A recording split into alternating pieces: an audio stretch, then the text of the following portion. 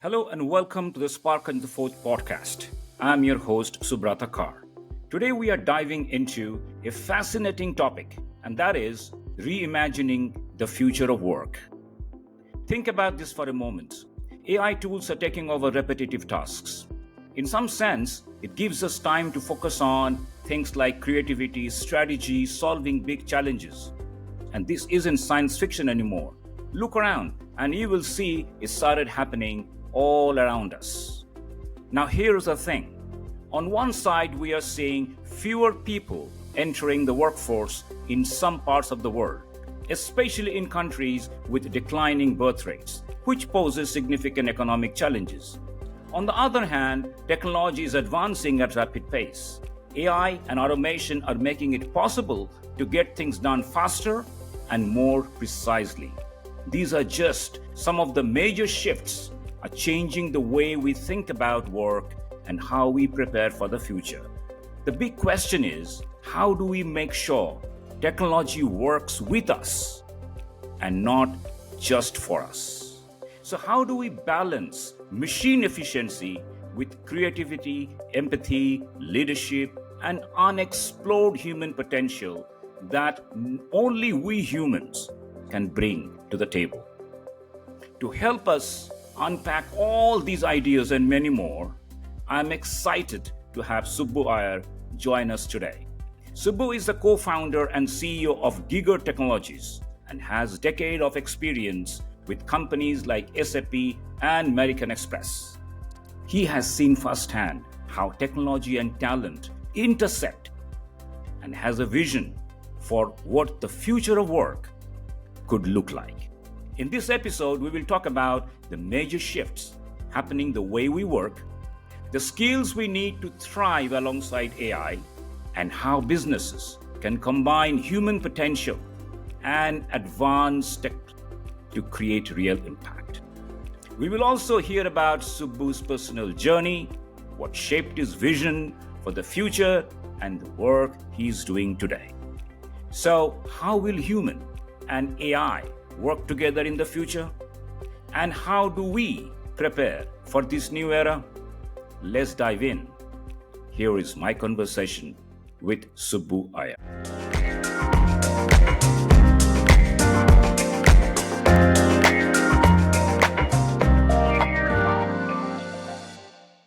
Subbu, welcome to the Spark and Forge podcast. It's such a pleasure to have you talk about, one of the hottest topics that everyone's mind right now, and that is future of work. And when we connected a few days ago, it was clear to me how passionate you are about unlocking the human potential in an AI-driven world that we live today. And I'm so pleased to have this opportunity to speak with you. Subrata, thank you very much for having me on your show. It's a privilege. I have followed your career path. It's been a very illustrious one, and I'm really glad that we're having this conversation. Thank you, Subbu. Thank you. Thank you.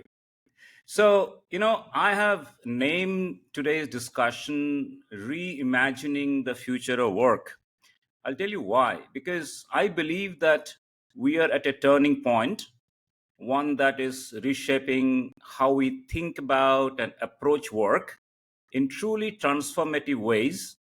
So, when we think about it, it is technology, especially AI, isn't just enhancing what we do, but it is fundamentally redefining how we do it today. And the reason I say that is because clearly it is a breaking boundaries between human creativity and machine efficiency. And like you said in your recent post, Subbu, the future is not about human versus machine, it is about human and machine. So at the same time, people are also looking for more flexibility, inclusivity, and balance in their work, which is changing how we think about it on a personal level. So it is not just about some new tools, it is a shift in roles, responsibilities, and opportunities that's shaping the future for individuals, businesses, and society. And that is why I'm so eager to hear your thoughts on this topic during our podcast. So, here is how we will structure our conversation given the time we have, Subbu. So, first, we will spend a little bit about 10 minutes exploring your personal journey and experiences that has shaped your approach to leadership and innovation. Next, we will dive into the heart of our discussion today, which is reimagining the future of work for about 30 minutes. And finally, we will wrap it up with the spark round, which is a fun rapid fire segment and some closing reflection.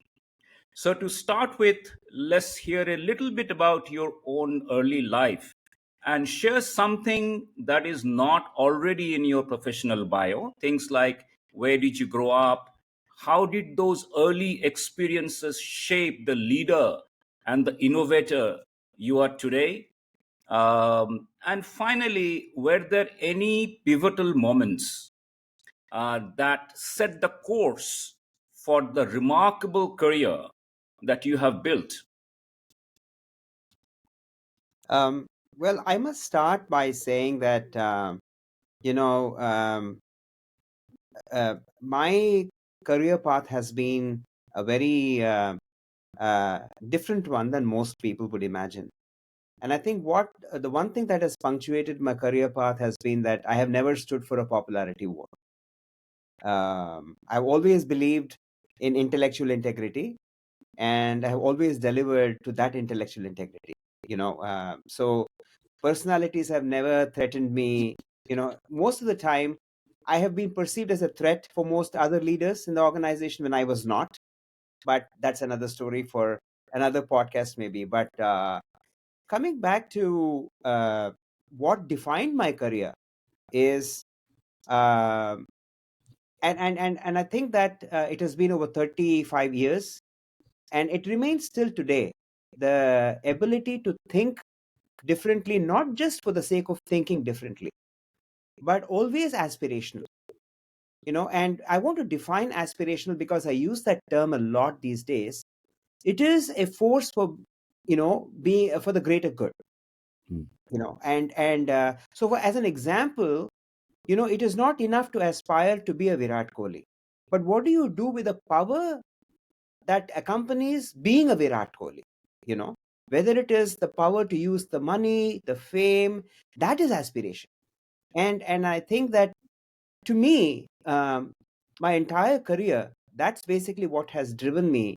I started off as, what later became Silverline Industries. I became a founder member of what was called as Data Consultancy Services then. It was a family friend, my mentor, philosopher guide, who referred me, to Ravi Subramaniam, who was the chairman of Silverline Industries. And I had already had a job with by campus at the campus recruitment with Jumbo Electronics, and I had just submitted my application to get a passport, and I was actually waiting to go to Dubai. So I did not need a job, but somehow this was a important. I could never say no to my mentor. I went and met the younger brother first of Kumar Subramaniam, and then I just got. Ravi looked at me after. He said, "Listen, this is a great opportunity for you to be an entrepreneur. I'm giving you full power. Just run this organization. We have just started." And I think it's a combination of factors. In my first year, and I started my career in 1986, right? In my first year from India, I generated a revenue of $1 million for the company, which is a humongous thing, right? Um, I visualized offshore, development for the company. I got an opportunity. I think the pivotal moment for me in my career, as you asked me, is the point when I got an invitation to be part with a Fulbright scholarship to be part of Richard Schonberger's program, uh, where I participated in the research on flow-based manufacturing. It was a pivotal moment for me, and of course, after that, I got recruited at Cooperson Lybrand. And the amount of time I spent at Cooperson Lybrand is the most liberating work that I have ever done in my life. I had a partner I had a senior partner, Vijay Kumar, who was a third generation US citizen. He had never even visited India until that point in time. So he found it funny that a young upstart, 24, 25-year-old, could ask for being a principal in the New York practice with a big five firm. He said, I'll give you 6 months and you'll have to prove yourself. So that was the honeymoon period I had. And, I would say that I was very fortunate uh, being surrounded by some really great people around me at that particular point in time. Uh, and I got some phenomenal opportunities like, Patrick McHugh asked me to join him on the re-engineering at ABB. Um, you know, and great opportunities like that. So that essentially, those 7 years at being at Coopers and Lybrand gave me a humongous amount of exposure with great thought leaders. I had the opportunity to work with Daryl Corner, the change management guru. So I was in many areas, and not just one area. Unlike people who settled and if they got a job at Coopers and Lybrand, they were in one particular area. But no, I was in. I did IT strategy. I did business process reengineering. I did change management, and then IT development. So I had been hands on, but that was because my brain always thought about things holistically. So this holistic thinking, this holistic acting, which we used to know as design thinking, has today been redefined by me as design learning, primarily because, and I'm shifting very quickly that to pivot to the current situation. We are at a point of time on our planet when we have this shift, the literal breaking of the umbilical cord, if you may, from whatever we experienced in our lives before, right? And today we have new data to pursue, new talent to pursue, new resources, materials, and energy, and also a new type of capital which is value oriented. And last but not the least, a very intelligent infrastructure, right? And this intelligence is not at a until as what we have seen at a corporate level or a commercial level. It is intelligence is has been will always be personal, at a personal level. And today we are able to use that intelligence, what we call as ideas, right? Being able to attract money. In the past, it was money that attracted ideas. So we should recognize the fact that people can form these ideas because they have the exposure through internet, and technologies are enabling them to contextualize that into perception, which is basically intelligence. So one of the things that I really find today as amusing is we continue the way we enacted our lives in the last 150 years. The last 150 years has been a commercial journey, and I'm not standing judgment. There is nothing wrong about it, but that is how the life turned out to be, right? But today, if even until about 3 years ago, you had the Gates Foundation pursuing, the innovation in terms of creating public toilets in South Africa, right? And from a toilet that costed more than $5,000 for a piece, they brought it down through commercialization to about $50 or $75 a piece. And I would say that is still expensive, right? We where I am, the other important point where I am completely influenced, and I was completely taken by my alma mater, and one of whom I recognize as a in Sanskrit they call it Paramartha Guru, somebody who I have not met but is still considered as a guru for me, is C.K. Prahalad.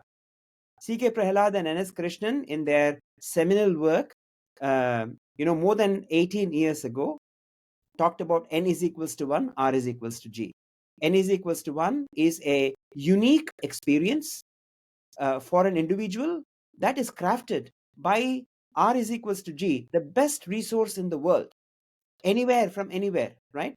And that is a realization that we can see today through intelligent technology. But So it is we'll get into that, Subbu. I know.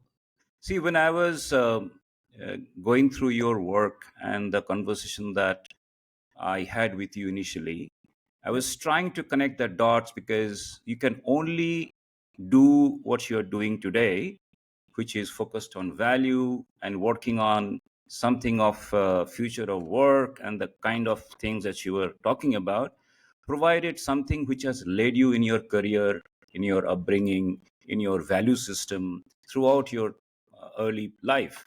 And Right. that is why I was asking you to elaborate your journey, which is not in the professional bio, but thanks for sharing that.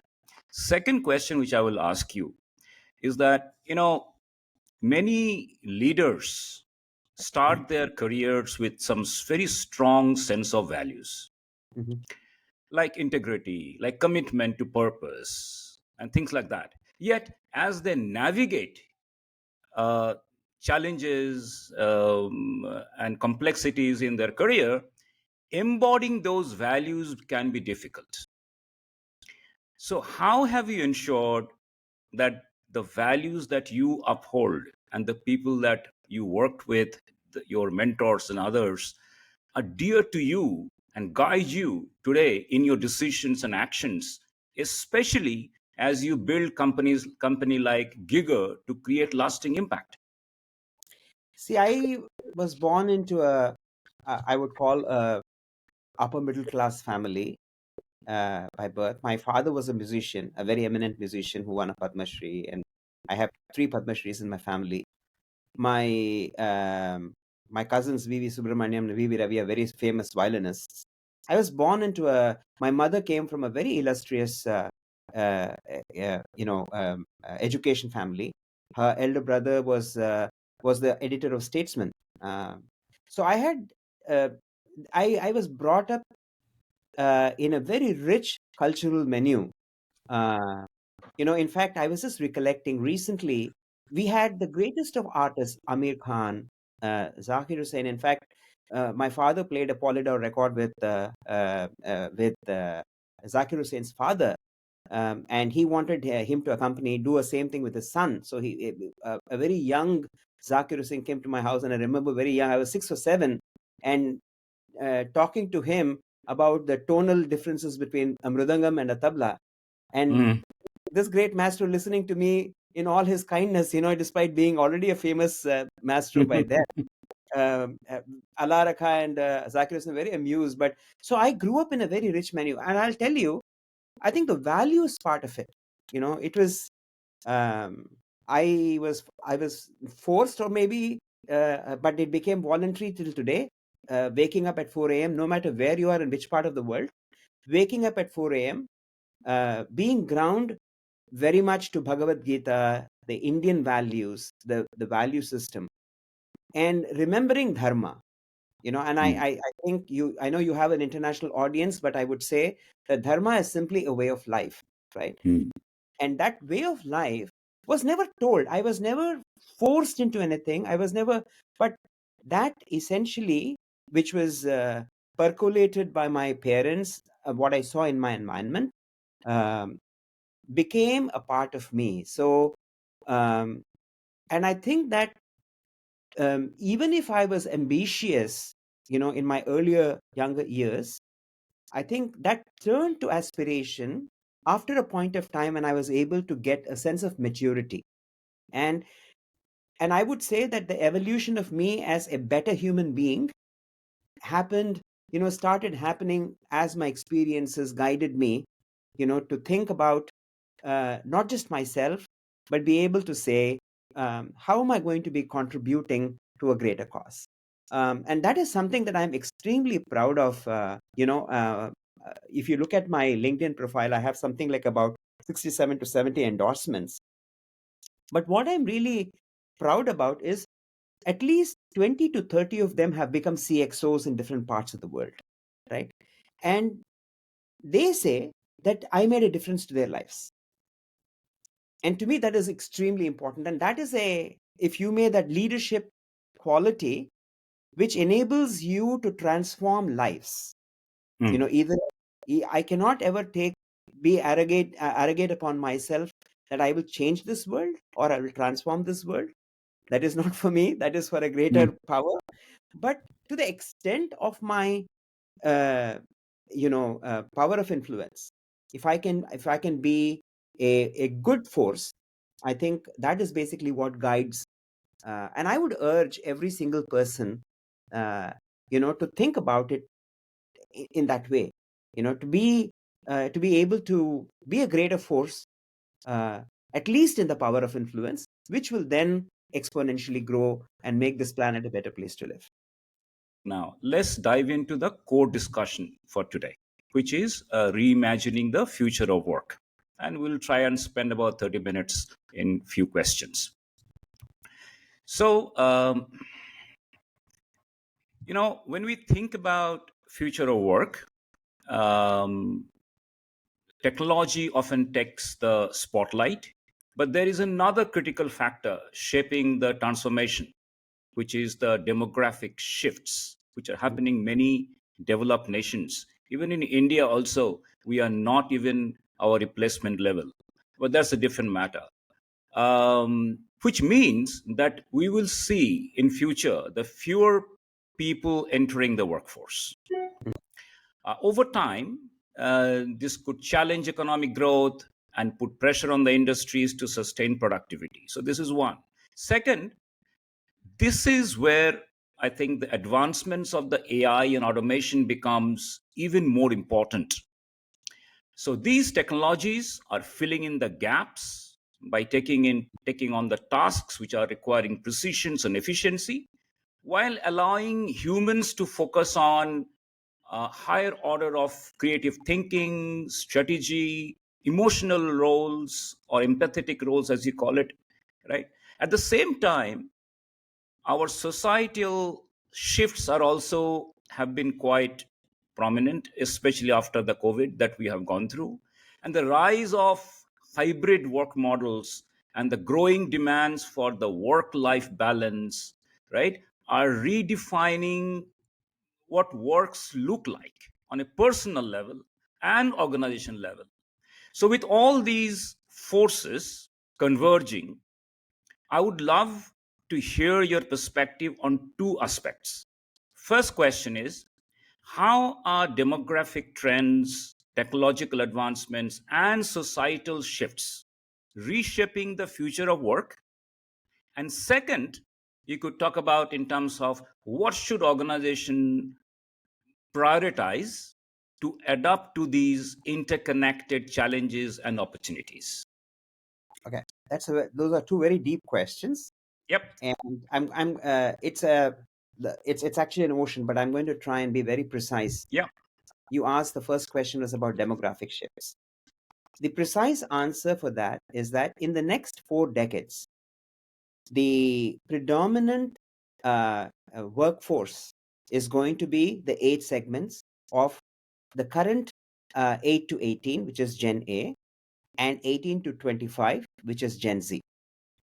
If you think about it statistically, these two generations are going to be the predominant workforce for the next 4 decades, because everyone else either will die or will be irrelevant, right? And why do I highlight this? Because today, these two generations, if you look at every single industry report, whether it is World Bank, whether it is World Economic Forum, they point to 95% of the current workforce not being industry ready to basically address these great technological advancements that we have at our threshold to improve the quality of life, right? And it is very evident that with all the technological advancements of the last 2 decades, the life on the planet has not improved. In fact, Hmm. if there is another, COVID-like pandemic, I hope not, in the next 6 months to a year or even 2 years, Hmm. this planet is not prepared for that eventuality, despite the fact that we have had a literal planet shutdown for almost more than a year, right? Hmm. So I think this planet cannot afford that. So I think one of the most critical aspects is that this generation has to be prepared, and the education system, Hmm. uh, which is still based on a very old pedagogy of more than 150 years all over the world. This is Yeah. and of course, when we talk about it in India, I think the pedagogy that we had adopted post independence was one to basically raise clerks, not to raise entrepreneurs. So there is a huge gap there, that needs to shift. But I think that is the first aspect, which is the demographic shift.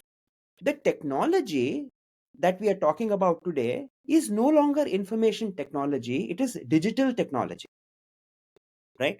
What signifies, and I think that there is this fundamental misconception in the minds of the people as to what really digital technology is.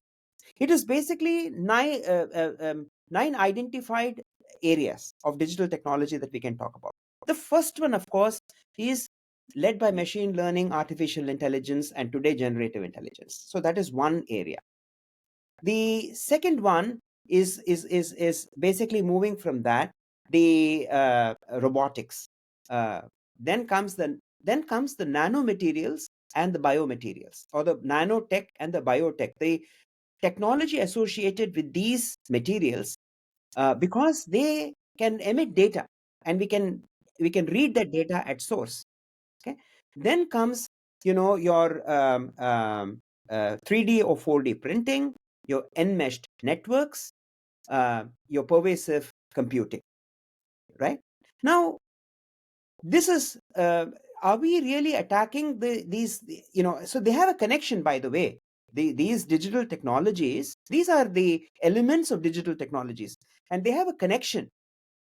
The point is, are we really uh, looking at them from a holistic perspective, is the question. The answer is no.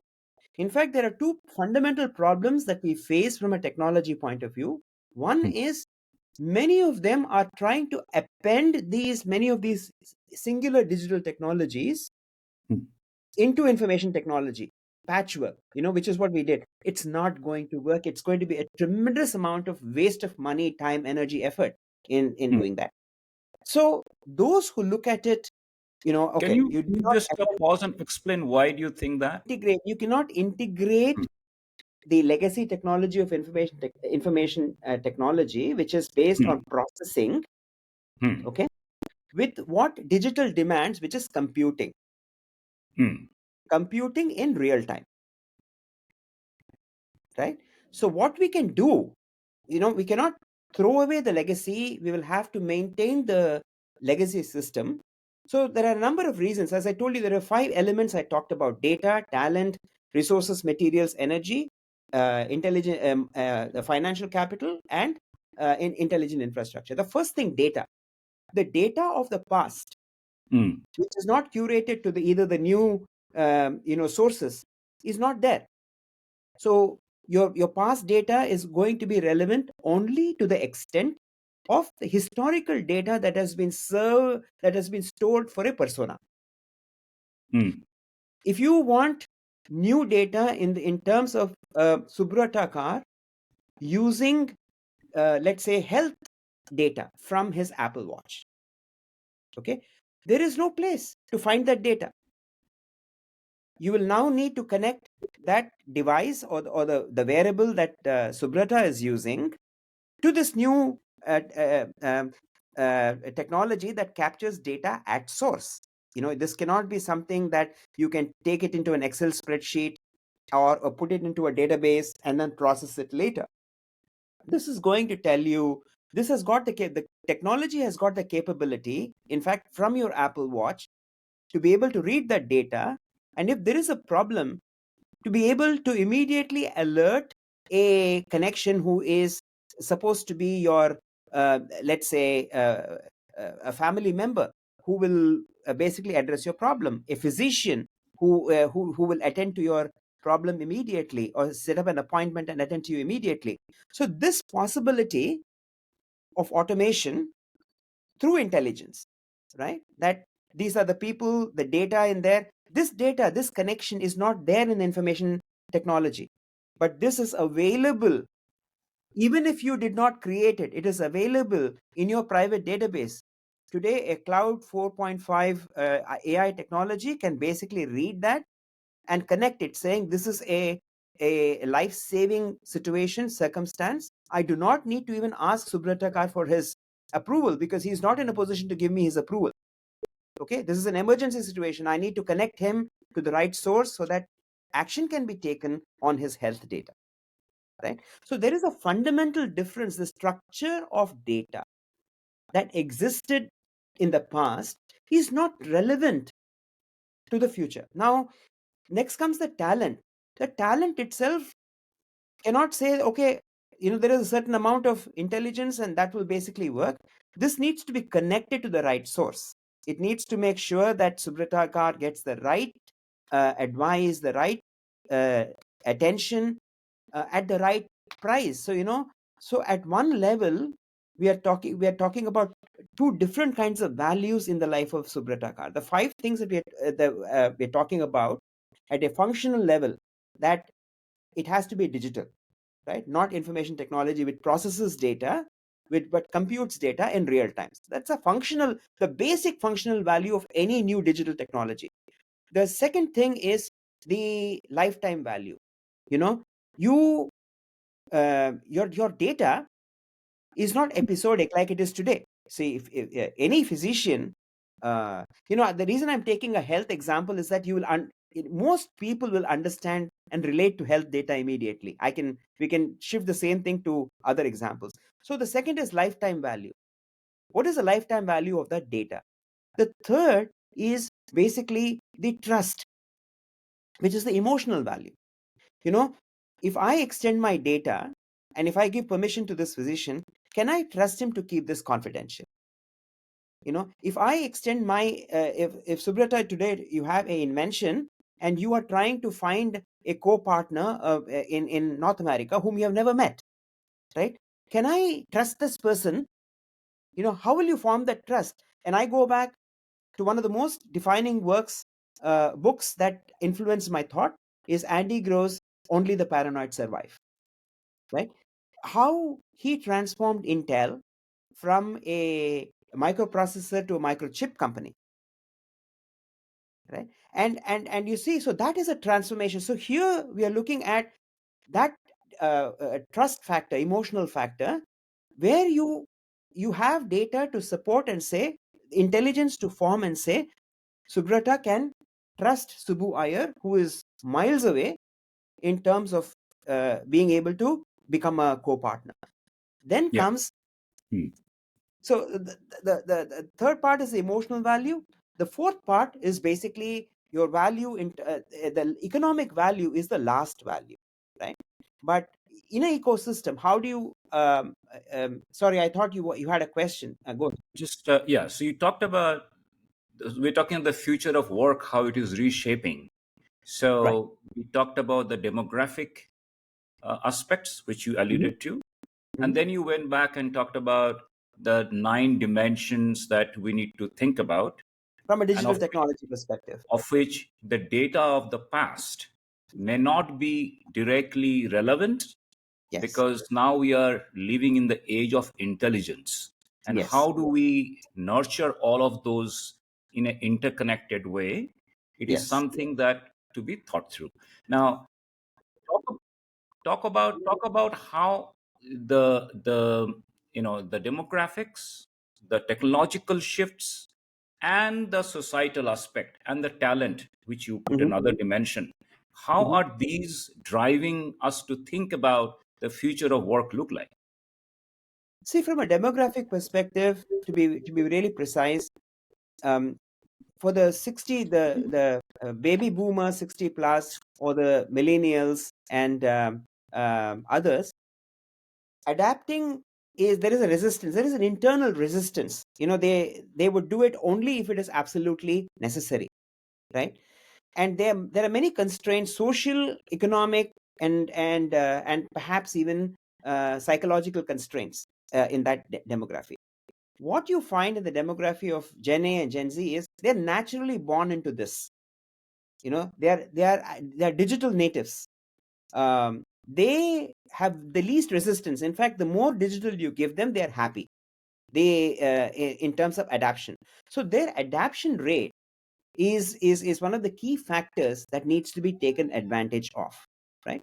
And they need to be fed, so therefore their milieu needs to be raised on not the same values that we were raised on, the earlier generations. This is a fundamental shift, because they need to be told, you know that it is not necessary for you to complete your 10 plus 2 plus 4 plus another 3 to 7 years before you can contribute effectively to society, right? It Mm. is your intellect and the way in which you basically interpret data that is more important. So and we see the manifestation of it, whether it is a Google or a Yahoo. They don't insist on you being a graduate. It doesn't mean that you should not do graduation. That's not what I'm saying. What I'm saying is, if you are able to think like a postgraduate or a PhD at the age of 14, you should be given that ability to express. And that democracy, that ability to express, which is really what talent is. Talent is the expression of the latent. So in our societies, we had suppressed that to a large extent. You raised a hand in your classroom, too often the teacher said, sit down.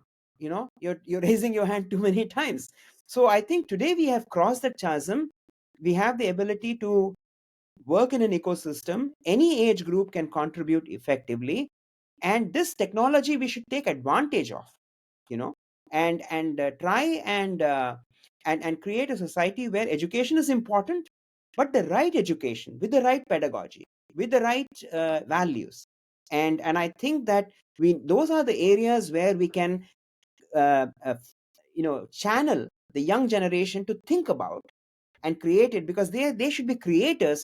Because I think the earlier generations went through IITs and MITs, and why did they go through all that?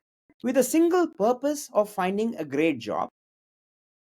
And once they found that great job, they wanted to settle in.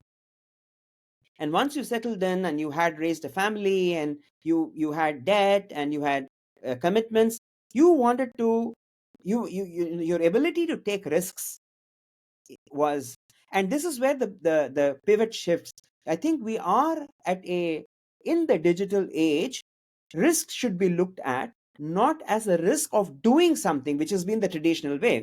For example, you sent a proposal. What is the first thing what is your risk, right? As opposed to viewing the proposal from the point of view of what is the risk of not doing this. I think this is a fundamental mind shift, economic mind shift, right? that needs to guide how investments will be made. So what are you trying to do when you say what is the risk of not doing this? You're trying to find, or you're trying to inquire the inherent value in that proposition. If you ask each one of us, if we ask each one of us, is this what we do in our lives? The honest answer is no. We still look at risk as, hey, this situation is present, what is the risk of investing in this? Look at what is the risk of not investing in this. I think that is that connection, because everything today in our lives, why do we work? We work because we want to create an economic opportunity for ourselves. The next what if is. Yeah. So from last era to the era that we are going to, or the Mhm, era that we are living in, mhm, and as they call it, this is how the work will transform, work will right, change, where we are not going to be just doing the work by humans, it will be the work with the humans and technology in a larger sense. right. So before we get into the technology piece and AI and human, just explain or talk about from your perspective, because this is something that you have been working on. So I just wanted to understand what one should expect the future Mhm. of work likely to be, So and there are three things. how should organization adapt to these changes? We talked about demographic, technological, talent, values, and so many things. How all of these connect together from Right. organization perspective? The future of, since you gave me 30 seconds or a minute, I will try and keep this very Oh, sharp. sure. The future of work is basically one where any enterprise, be it a startup or a grown up, is able to uh, organize workforces, and workplaces in that order. Hmm. Workforces. So I'm saying organize workforces, and workplaces to orchestrate both innovation and operation mutually inclusively. In the last 150 years, the greatest challenge has been to find productivity, as they call it, right? But no longer, so that is efficiency in whatever you do. That is no longer valid because Hmm. the growth cycles were far and few between. But now the demand is, the growth cycle is much faster. You know, Hmm. a movie that was released in Hollywood used to take more than a year before it could be played in India, right? That was because they had to send the tapes and it was very expensive. Today, when a movie is released in Hollywood, it can be simultaneously released in every part of the world, right? and Yep. and so and it can be, and it can have multi-language production at the same time. So I think the that is the difference. So the that has to be organized. It's not going to happen by magic. Hmm. Today we spend a lot of time in a disorganized way, and we are not, and there is no orchestration. This organizing and orchestration is essentially what we call as process.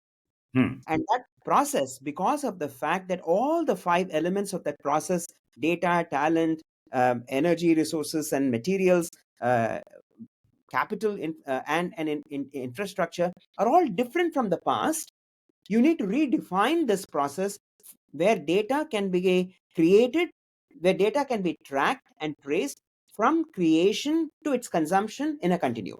This is the future of work. There, Great. and I can say this with Okay. with with 100% certainty, there is no other way of visualizing this future. Are we really visualizing sorry? Can you just repeat the framework one more time? Organize Hmm. the workforces, and workplaces Hmm.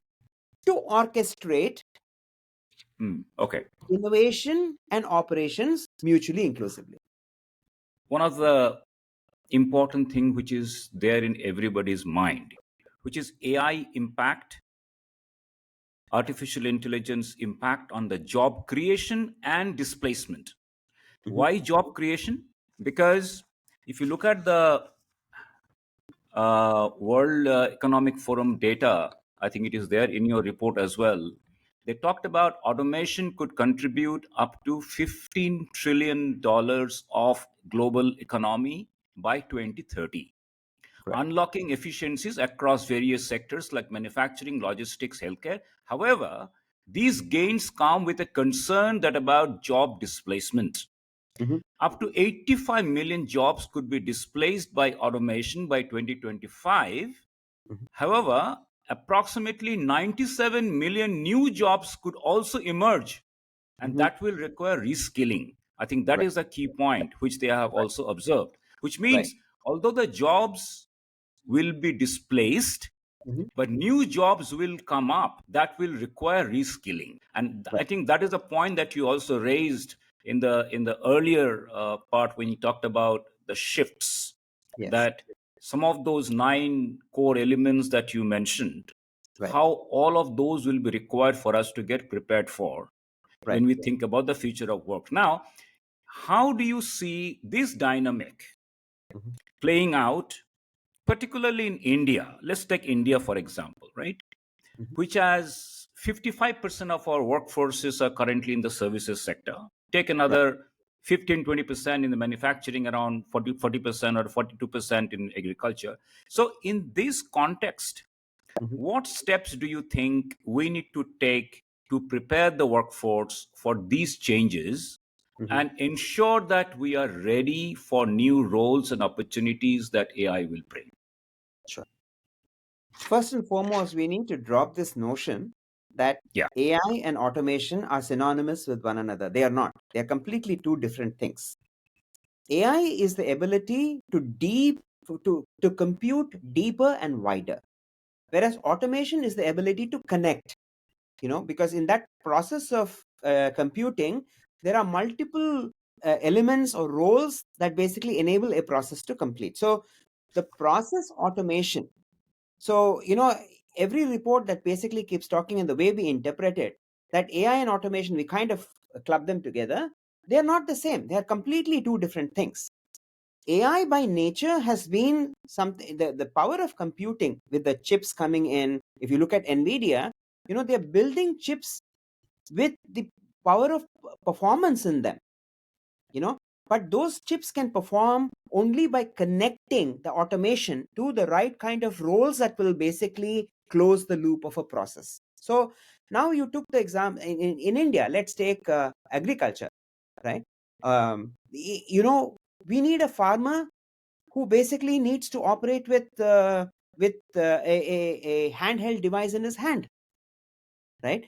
Which will basically tell him, the soil fertility. So he is not going to work mindlessly only on planting the rabi and kharif crops every season. He is going to worry about the soil fertility. He is going to worry about the kind of crops that he grows. He's going to worry about the data that it will capture in terms of the kind of seeds he sowed, to the final consumption of the crop that is eaten by people like you and me, right? And so he's going to worry about all that. So he needs to be prepared. He may be uneducated from a conventional point, but he is going to be digitally educated. He's going to use that data. He's going to be able, because that there is going to be automation where AI is going to capture the data, but that automation is going to provide that data to the ecosystem that requires him, for example, to sell his crops without the middlemen. So this is where you're avoiding people. So the middlemen are losing their jobs. The farmer is not losing his job. The farmer has to become intelligent in terms of using that data, in terms of being able to produce a better crop, right? The consumer is going to be benefited because they are obtaining data in terms of saying whether I can consume this particular thing based on my health conditions, right? So we are looking at, so where is automation coming into play? Automation is coming into play in being able to create a wonderful distribution and reach of data and products in a process, whereas AI is providing is changing the way in which a farmer creates crops, right? Similarly, that is the same situation in terms of a computer engineer who earlier in India, in the services industry, as you said, was told this is the requirement, generate code.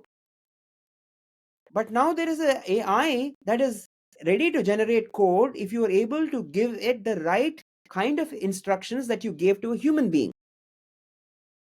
But the instructions you gave to a human being were so minimal, because you didn't expect the capacity of this human being to be able to do the kind of depth and width that a chip can do, right? So now the level of instruction is going to be far more complex than what we were used to, right? So what is the skill that needs to get changed here, right?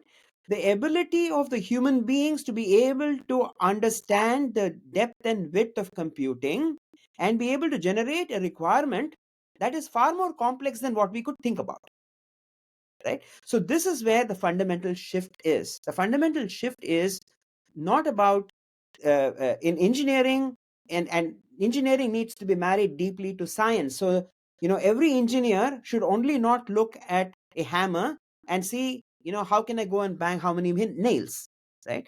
He should be able to see what is required. The fundamental aspect of retooling is what an engineer needs to look at, not using tools that are already available which is quite different skill requirement than what we are used to, We are used to, right? right? So And this is so not we are taught in used to schools. automation. If you look at the evolution that we have gone through, significant amount of automation in the manufacturing sectors and factory automation, repetitive task has been automated, right? Yes, Assembly line to all of these. But now it is it is very different in the sense that now we are applying intelligence to do things which humans can do, and even faster and far more efficiently correct, and far more precisely. So, right. in that context, in some sense, our roles are going to change significantly. 97 million jobs are going to come up. They will require significant amount of reskilling, Yes. and those reskilling requirements in terms of what are the areas they should be uh, skilled is a huge things for people to think about. Technology, it'll all emerge from technology, and every single portion of the life station we go through in our lives, from environment, education, health, wealth, Yeah, mobility, technology, and governance, each one of them will require humans to redesign, right, the way in which those systems operate in each of those areas and are interconnected. So this is a huge opportunity. That 85-95% of changing of skills is basically based on how do you design, and that design is not the design that we have practiced until today. The definition of design in the industry, as manifested by Steve Jobs, they said design is what works, right? So but that design was essentially an application. But now, but that was in a world and in an era when you had very fixed notions and understanding and capabilities of what the different elements could do. But now that those elements have changed, there is a nanotech that can replace a lot of materials that we currently use. There is a biotech that can be that will change a lot of materials that we actually use in our lives. Energy is going to change. Your consumption of energy, whether it is just not going to be the traditional energy that comes through your grid. You may have to use multiple energies for different things. So I think, how do you optimally use that? That is where the human jobs, human skills needs to start focusing. And it needs to constantly look at these sources, these five sources, and improve them so that AI and automation can exist in a more meaningful way to our lives. What we are yeah, doing today is we're still doing what we did in the past. We are looking at AI and automation as tools. They are not tools. They're actually a part of a process which need their resources. They must be utilized and they must be designed, and that is a fundamental skill where humans are going to. It's again, it's going back to evolution, Subrata. How did humans, when they saw fire, what did they do? Fire is a technology that changed the lives of life on the planet, right? So everything, once the fire was you say established. in some sense many of the things that we have been doing over the last several thousands of years, Right, part of it has been automated, part of it has been mechanized, right, so that our lives have become what we are today. But right, now we have been given a new challenge, that look, not only we can automate, mechanize all of these, but now we can really apply intelligence in the machines, right, and they can do a lot of different things that we have not been thinking about in the past, because these machines now today, they can make decisions, correct, they can apply minds, they can look at the data, and they can take decisions in terms of what course of action to take. So right, in a circumstances like this, humans like us, you are saying that we probably have to go back to our root and ask ourselves, have we lost our creativity? Have we lost our minds, which is exploratory in nature? Or should we need to revive those aspects which is there in a human being, and maybe think about how can we really live our life better. Think, bring about more creative thinking, bring about more ethical ways of doing things, bring about conscience in the AI. For example, AI may have certain course of actions, but then conscience which human being have in terms of which is right or wrong, that AI is unable to do today. So, but then put it in a context when you look at the jobs of different types of roles, organizations, governments, institutions, what should they be thinking about? Type of jobs, type of roles at different levels. I know there'll be thousands, but if you have to categorize the kind of job roles, what would those top five categories of job roles they would think that will emerge, which we should think about and train our people?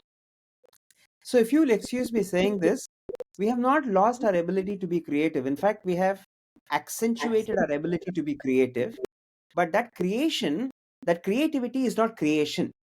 That creativity is basically the ability to manipulate with narratives more and more. What we have lost as a human race is the ability to be curious. I think Mm, today the curiosity leads to creation. yes, When we agreed. say creation is something new, right? We are today we are masters, which is why I keep insisting on the fact that we cannot append to the information technology. Digital technology demands new thinking, Not right? incremental. Not incremental, completely new. And I'm not ashamed, uh, even if I have to be rebuked 150 times, I will keep saying this, but that is the truth, right? Mm. The truth is, digital demands absolutely new thinking. It must be disconnected from the past. And that new thinking demands curiosity. It does not require creativity, right? And that curiosity should lead to exploration. That exploration leads to discovery. Now, when you discover, it is just at the, which is where we are today. Today, we have discovered AI and GI from a very unidimensional perspective. We now need to look at the other dimensions of this, which is what we cloud and words use, like ethics. And if you want to retain the power of how the machines behave, the guardrails must be written by human beings. And that is the design playbook in every industry, where humans are able to design a solution first and then lead it to applications. And that is also the secret sauce, if you may, where the growth cycles will become faster, because what you develop is a solution framework which allows you to basically deploy applications to a segment of one. So it's a constant innovation, right? You do not innovate once and then you let it and then you rest on its laurels for the rest of your life, which is what we have done so far. I think now what is demanded is continuously trying to create that segment of one. In a population of 1.5 billion in our country, think about it. If we have to if we have to basically change the way in which India needs to emerge as a knowledge superpower, its fundamental ecosystems have to change. And we have a good example we have a little example when Maruti came to India, right? There was no Gurugram, what we know as Gurugram and Noida today. There was Delhi, right? So they created an entire automotive industry ecosystem and made it self-sufficient. So this is an example, not from far too a distant past. You look at SAP. Waldorf is a phenomenal example of having created an entire ecosystem, right? So the entire village, and this is the same thing, Chrysler, Ford, that's what they did. These entire Detroit, it was called the automotive city. It was called the automotive city because everything, the three things that you do in terms of a solution, that is an engine, the components, and its connectors, were all created in order to be able to do a just-in-time, assembly. Now that was during those times. Now we can reimagine the same creation of that assembly with automation. Now in that it was all humans. That is, they were creating factories and doing this. Now today you can do that through automation. So you don't need a factory. You can go back to cottage industry, like how we how most parts of the world before industrialization did. They were cottage industries. They all thrived in communities and small ecosystems. But what you did not have then was technology. Today you can make that technology available, and the way in which we shape technology is the critical skill, capability, if you may. That is a capability. I use the word capability instead of skill because it is a encrypted word. Capability is the capacity to transform and the ability or the skills to perform. So that the capacity to transform is basically the relevance. What is it that they need to transform? What is the machine supposed to do? Right? And then the skills that is required in order to make that transformation happen. So I think we are at a crossroads today. We are at a strategic inflection point in terms of being able to change the way in which that work is defined, and the workforce, which is us human beings, being able to respond to that definition of work and creating an intelligent infrastructure and environment that is conducive for us to convert our concepts into commerce. In your work, how prepared do you think we are now for the future of work with respect to the kind of skill that we need, the new roles that we need? Where are we, and how far that we need to go to start preparing? Give a sense of kind of a picture, if you will, in terms of where we are today and how far we need to go and what kind of work that is required. It is still the 80-20. Mm. There are still the 20% of people who are who I call alpha. Mm-hmm. Alpha as in those who don't need persuasion in terms of being able to innovate, right? Mm-hmm. So they are able to see that systemic journey. The systemic journey is there is no precedent. There was no precedent for something that they are thinking, right? And they are willing to experiment. They're willing to trust. Hmm. And this is the journey, as I said, that is very important. They have already started taking this journey through machines and through human beings. Hmm. So you ask a AI expert, or you ask a how do you train your machines uh, with data, and they'll say, well, how is the data generated? That data is generated by learning. So machine learning. So you're exposing it to the right contexts so that it basically picks up that data, and and then it forms those patterns. This is exactly what our human system, human engineering, does as well. If you let your human body to be open, right, it basically, the neurons pick up those signals and convert them into patterns. And that pattern, which is basically the data that you train your brain with, results in experimentation. You try things, right? When you try things and it works for you, you basically create systems out of them, which is basically your performance. And then you keep measuring them in order to say, what else can I learn, right? Now, this process of moving from learning to training to experimenting to performing to measuring is something that we do, but now we need to start doing it consciously.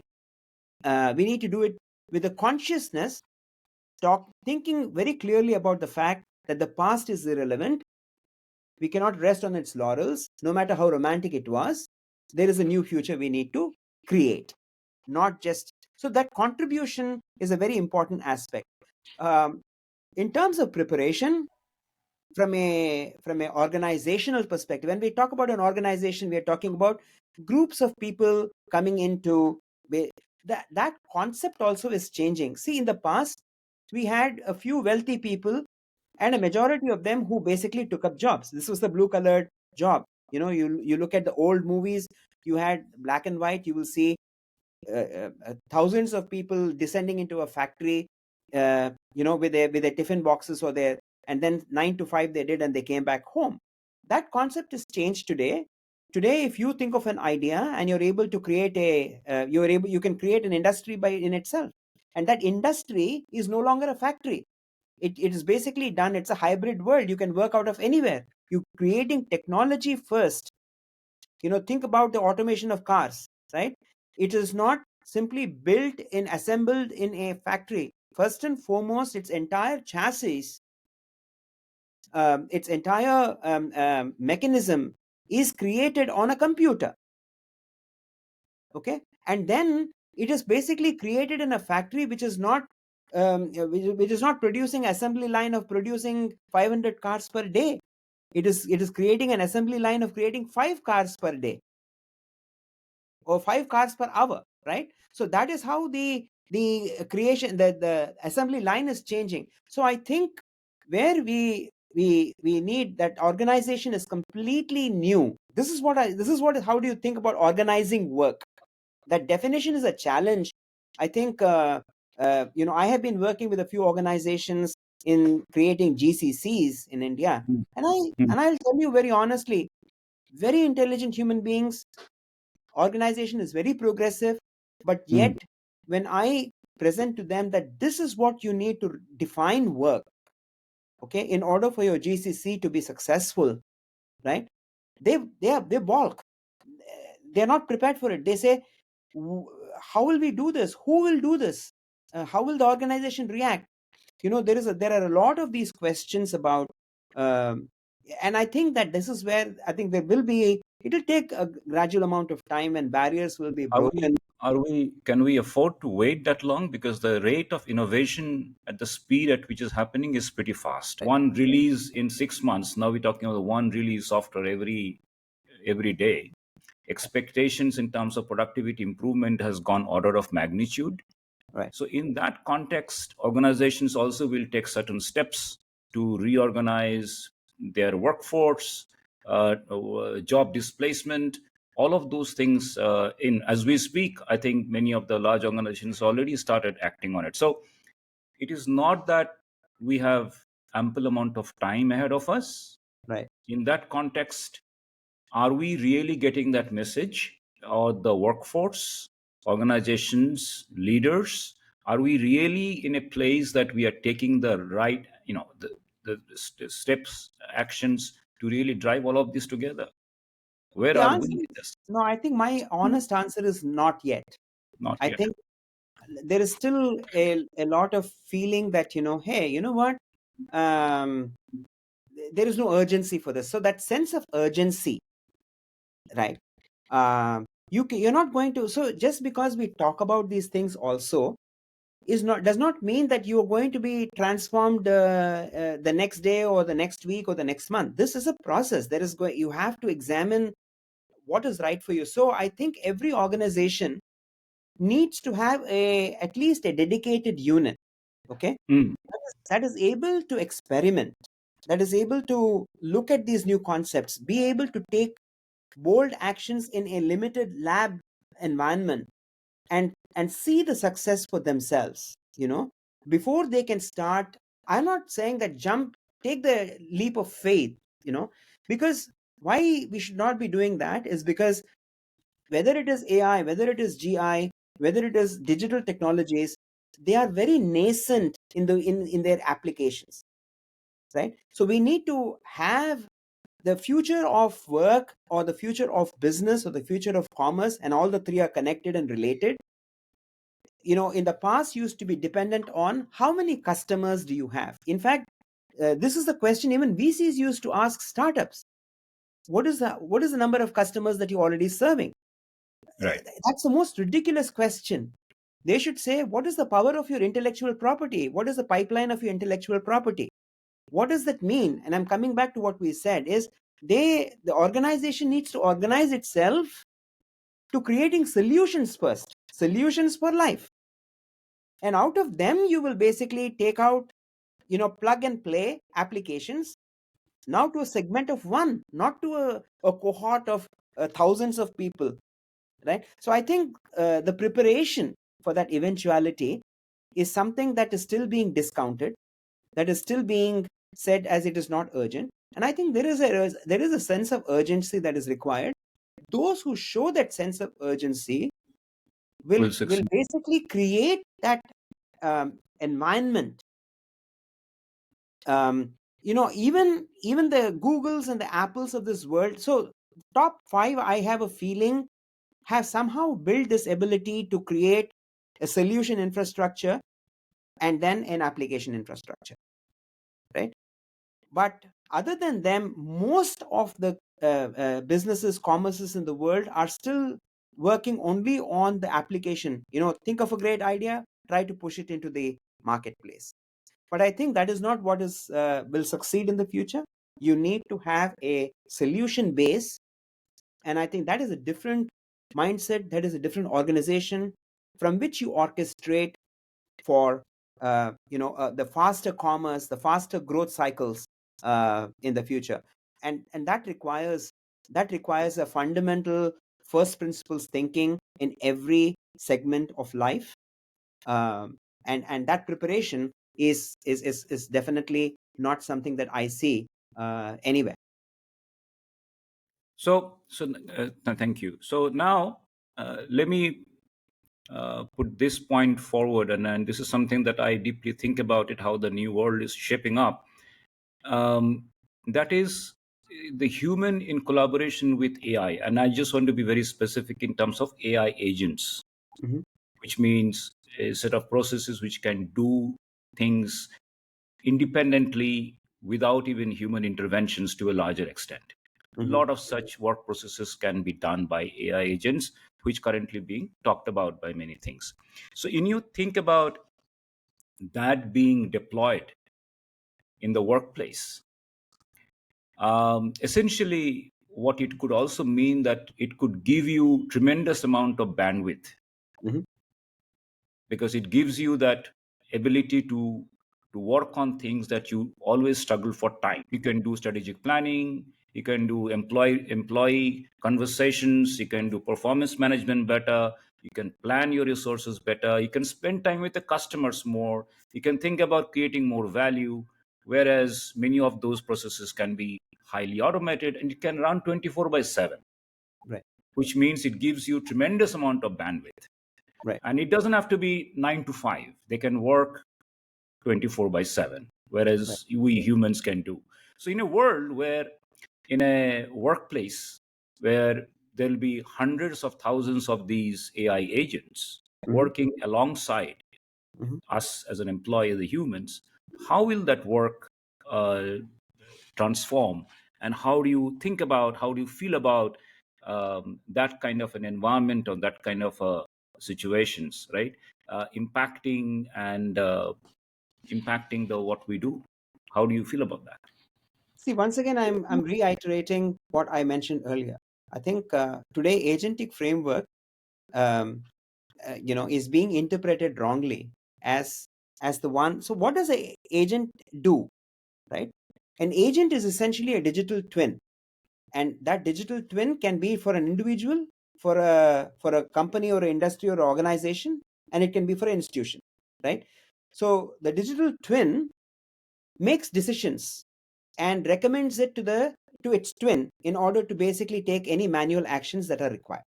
Human intervention, right? So that the machine is not controlling the process, the human is controlling the process. Now, the automation part of it, what is automation doing? The automation is basically the APIs, which is basically connecting all the different nodes that basically create that data.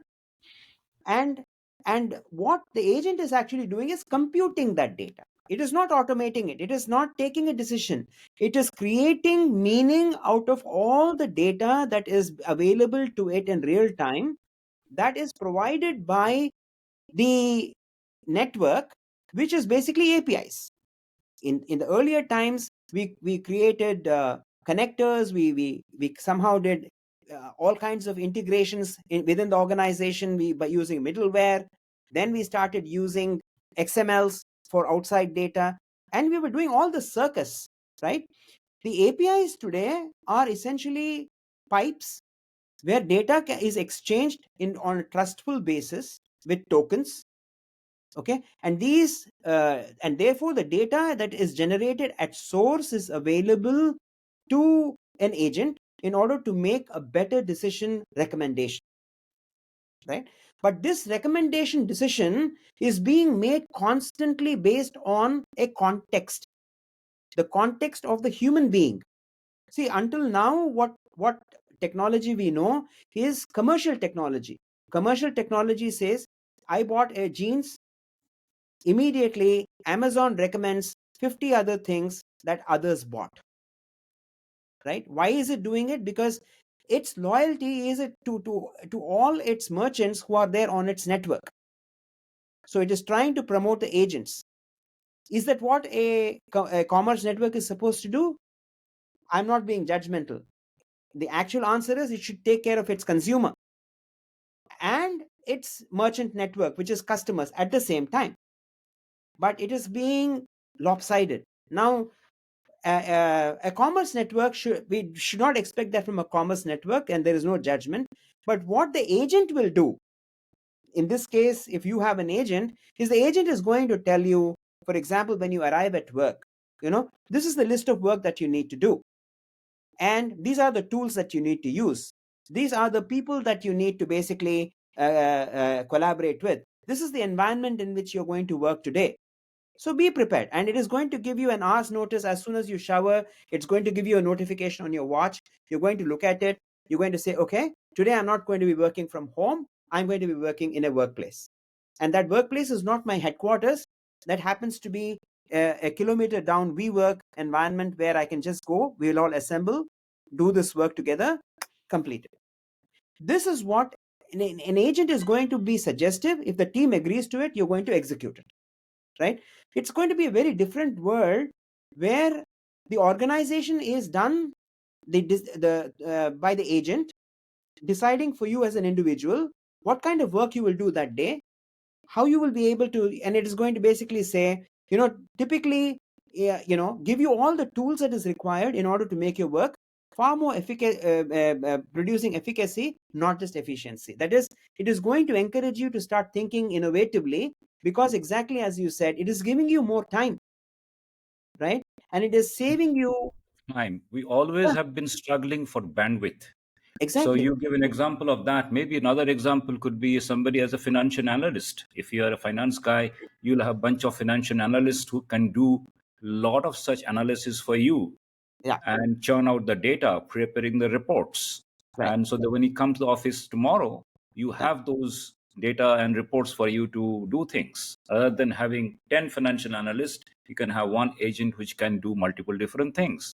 So exactly. at every point, so that world that we are going to enter into, or slowly Mhm. we're entering into, and because most of the companies today are thinking about this and creating, they are re-architecting their applications, they're re-architecting the software, they're Mhm. re-architecting their thinking process towards these agents.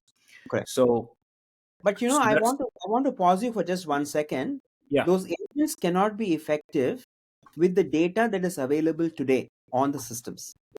Okay, because it is, you need to create and curate data that can allow you to, if you, I mean, this is the same thing. We have understood this garbage in, garbage out for a long time, you're right? saying that, if I need to get somebody like a supply chain, somebody who has been managing my supply chain over the last 20 years. Mm-hmm. If I create digital twin for the supply chain to replace, Mm-hmm. that knowledge over the last 20 years is not something that can be done overnight. Yeah. My agent needs to be trained to be able to make all those kind of decisions which a supply chain expert would be able to make, or a Now think of financial analyst yourself, would be able to make. as a coder, for example. Just take a quick example, right? If you're a coder and you're supposed to automate, you're supposed to look at automating this factory management system. That is your task for the day, okay, of a specific assembly line. If the data relating to you have no idea about IoTs that are there and all that, right? But the machine has observed in its neural network, it has an idea. So it basically is saying, if you want to automate this, this is the IoTs you need to use, this is the APIs that are there for this, and this is the sandpit you have to experiment on it, right? So it is, what is it doing in the process? It is providing you the infrastructure, it is providing you the data that is required, it is providing you the all the resources that your talent requires to express itself, and things that you would have done. You ask any coder today, if they face a problem, what do? They publish it to a network, right? And they get 50 different advisors, and all of them could be wrong, or all of them could be suboptimal, right? But the machine, on the other hand, is not that. It vets through, it's constantly computing to make sure that it's, the result it produces, the algorithm, the result it produces is the optimal one. So the efficacy that I keep talking about, not just the efficiency, right, is its results that it produces is actually 60 to 85% accurate. Now, for that 60 to 85% accuracy, you need the right kind of curation of data. If you cannot do that, you're barking up the wrong tree. So, which is where, I'm just trying to re-emphasize the fact that the data that we have in our systems today is not, relevant to, digital computing. And we need to reinvent, we need to set the curation of the process of curation of that data is by creating data first before it can be curated, is basically what I'm trying to say. Yeah, got it. Okay, so now another dimension of the future of work, which is thinking about performance to human potential. So far in the organizations, we have been one way of thinking that is more performance metric focused, but we are probably losing out of one aspect of human, that is the untapped potential that each and every human being has, Right. right? And I think this is something that you have talked about or written about it. So I would like you to first explain what you mean by this human potential in that context in a future of work, and how do you feel about it? How does it redefine the organization culture, business successes based upon this new dimension of human potential? If you could elaborate that. I think it's fairly simple. Until the previous generation, people were raised on way too many, constraints of socioeconomic circumstances, right? So the first thing was, how do I find job security? How do I make sure that, I lead a comfortable life? Not thinking about these big esoteric subjects like, force for being a greater good, and so on and so forth. None of that. But today, as I keep saying, the new generation doesn't have any of that. They don't have those constraints, the socioeconomic. We are living in a period of abundance, right?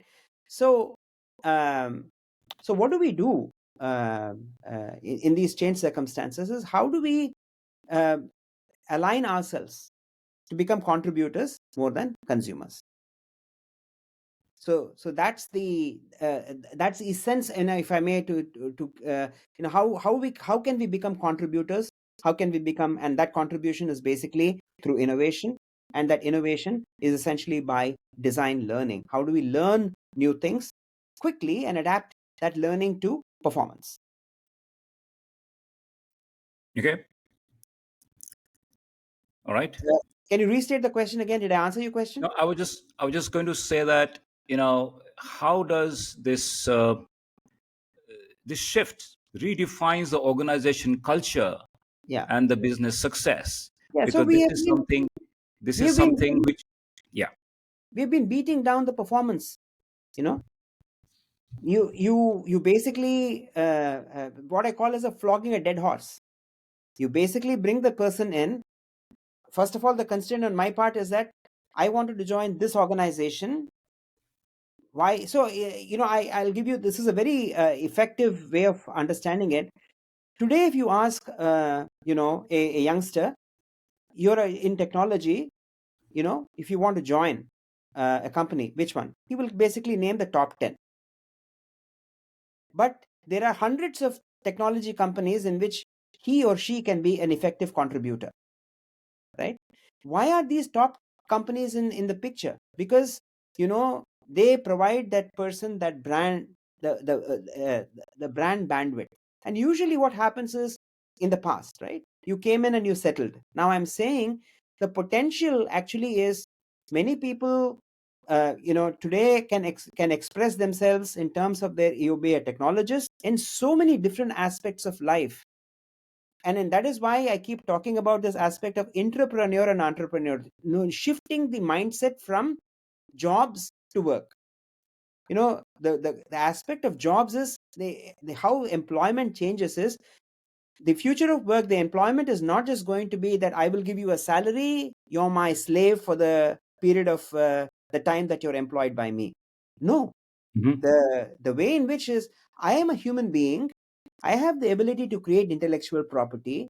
That intellectual property belongs to me, and if I want to share it with the rest of the world, there is a certain value to it. And that value may not just be a salary. It can be a salary for those where there is a very fixed, a clerical job, for example, is a fixed scope. You come and do things, and in the AI world, you may do your clerical responsibilities differently. So It's a fixed, are you saying those clerical work or mechanical work in any way going to be automated. displaced, Yes, automated, yes, displaced? So the yes, new kind of work will yeah, have to be associated with value, yes, which and we that, were not expecting at every job roles over the right, last several hundreds of years. But right, now we are going to expect it because that is what society demands.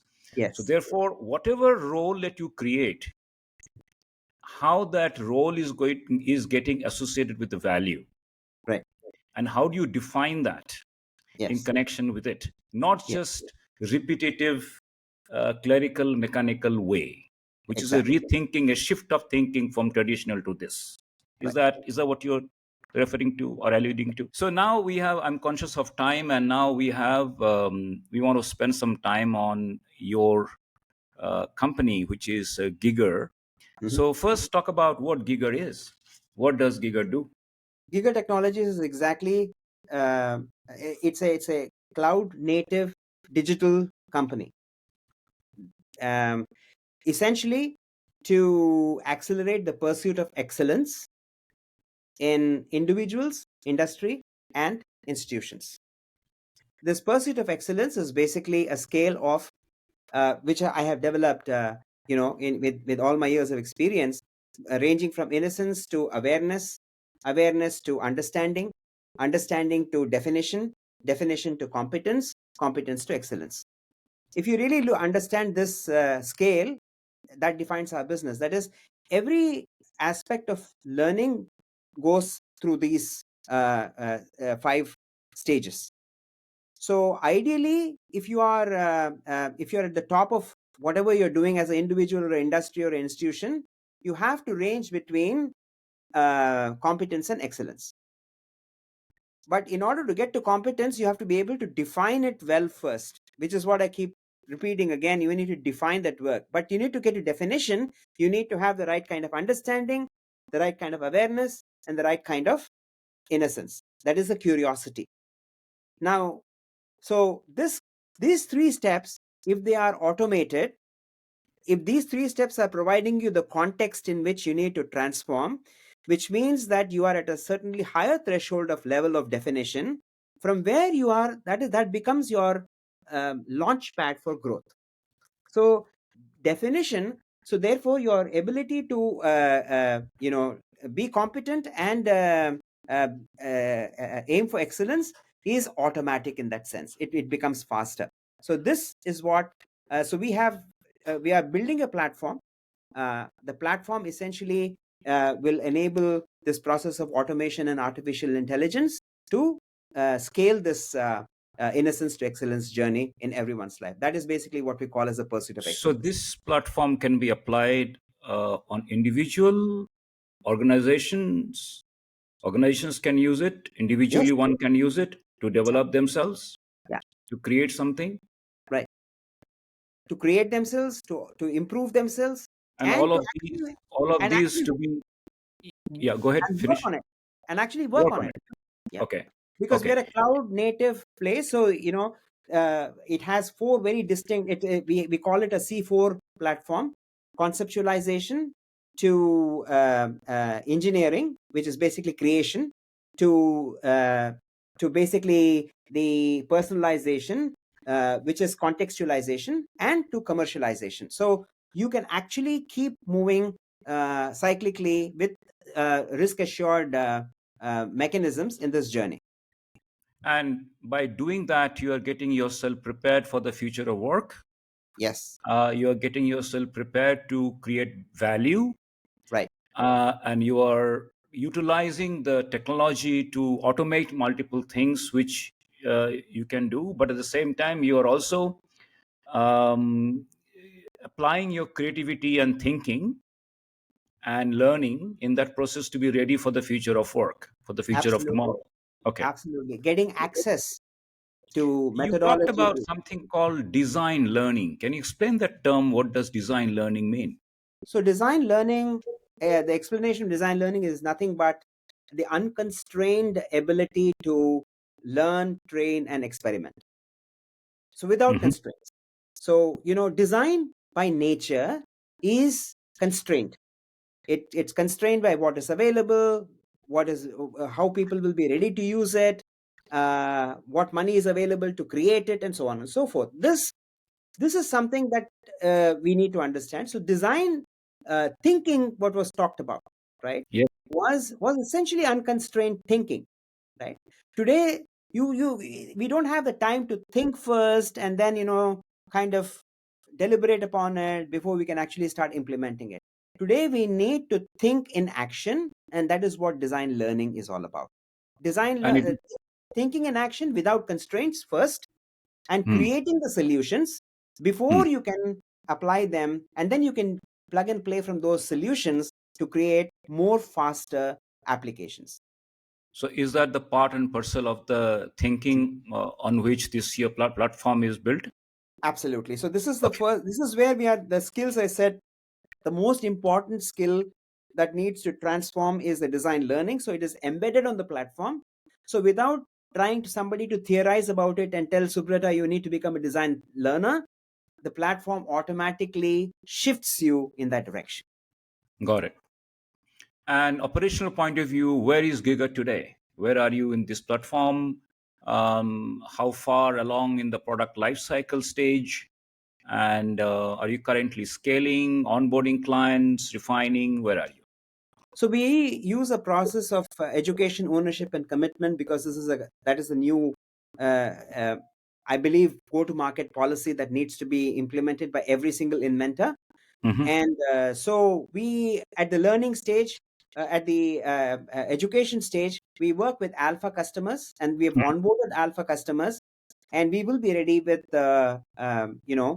showing the commitment, the education, the ownership part of it by middle of uh, 2025, and we will be fully commercial for Tita customers, that is exponential customers with who have already seen it work for others by the end of 2025. Great. Okay, so we have come to the almost to the end of the segment of the core discussion. Is there anything that you would like to highlight from the future of work perspective that we haven't spoken about? We we have covered quite a bit, but I would say that contextually, you have been part of the T Hub. Uh, we are, we're having a great amount of discussion with the government of Telangana. I think we have a very mature chief minister who understands, and an industry minister who understand the depth of what AI can do. The steps that they are taking are very modern, and we are looking to partner with them. Similarly, because we need the governance support. Similarly, we are actually working with the government of Kerala, uh, and we're working in different parts of the world. We're looking at creating talent pools. We have our Center of Development Engineering both in Austin as well as in Bengaluru, and we will keep extending that. But we look forward with good sponsorship to be able to create our vision essentially is to be among the top 5 technology companies in the world by 2030, and we're taking those baby steps right now. and hopefully we'll get there in due course. All right. Okay. So now we have come to what I call the spark round. Okay. It's a bit of a light-hearted and fun questions.